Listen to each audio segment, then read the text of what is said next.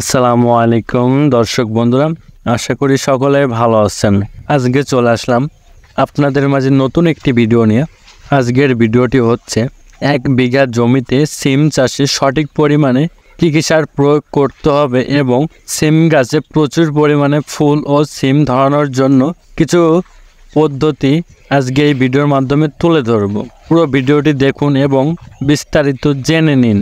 ভিডিওর মাঝে একটি কথা না বললেই নয়, এমন ভিডিও পেতে চাইলে এবং পরামর্শ পেতে চাইলে এখনই আমাদের কৃষি মাঠ ইউটিউব চ্যানেলটি সাবস্ক্রাইব করে রাখুন। চলেন শুরু করা যাক।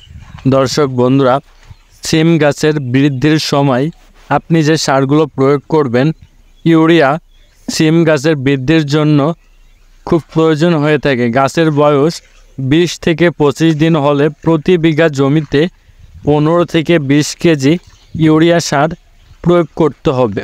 কৃষি বন্ধুরা, ফুল ফোটার সময় যে সারগুলো প্রয়োগ করতে হবে, বোরন এবং জিঙ্ক। ফুল আসার সময় বোরন এবং জিঙ্ক স্প্রে করা খুবই জরুরি। বোরন ফুল ঝরা কমায় এবং সিম ধরাতে সাহায্য করে থাকে। প্রতি বিঘা জমিতে 2 থেকে 3 বার বোরন স্প্রে করতে হবে। বোরিক অ্যাসিড স্প্রে 1 লিটার পানিতে 1 থেকে 1.5 গ্রাম বোরিক অ্যাসিড মিশিয়ে গাছের পাতা ও ফুলের উপর স্প্রে করতে হবে। জিঙ্ক স্প্রে 1 লিটার পানিতে 1.5 গ্রাম জিঙ্ক সালফেট মিশিয়ে স্প্রে করতে হবে। ফল ধরার সময় অতিরিক্ত পটাশ এবং ফসফেট। ফল ধরতে শুরু করলে আবারও প্রতি বিঘা জমিতে 10 থেকে 15 কেজি টিএসপি এবং 10 থেকে 15 কেজি এমওপি সার প্রয়োগ করতে হবে। এটি ফলের আকার ও ওজন বাড়াতে সাহায্য করে।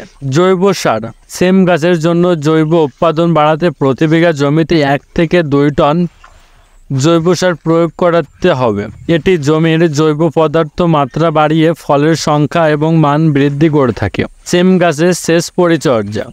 সিম গাছে ফুল ফোটার সময় ও ফল ধরার সময় পর্যাপ্ত সেচ দেওয়া প্রয়োজন, তবে জমিতে পানি যেন জমে না থাকে সেদিকে খেয়াল রাখতে হবে।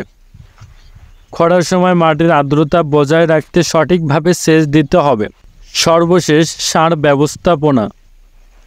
গোবর সার 4 থেকে 5 টন প্রতি বিঘা জমিতে। টিএসপি 40 থেকে 50 কেজি 1 বিঘা জমিতে।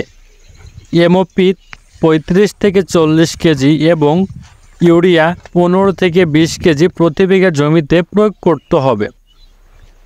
বোরিক অ্যাসিড ও জিঙ্ক স্প্রে 1.5 গ্রাম প্রতি লিটার পানিতে। কৃষি বন্ধুরা, আশা করি সকলে বুঝতে পারছেন আপনার সিম গাছে কী কী সার দিতে হবে এবং ফুল ও ফল ধরানোর জন্য কী কী পরিচর্যা করতে হবে। এগুলো আজকে এই ভিডিওর মাধ্যমে তুলে ধরলাম। আশা করি সকলেই বুঝতে পারছেন।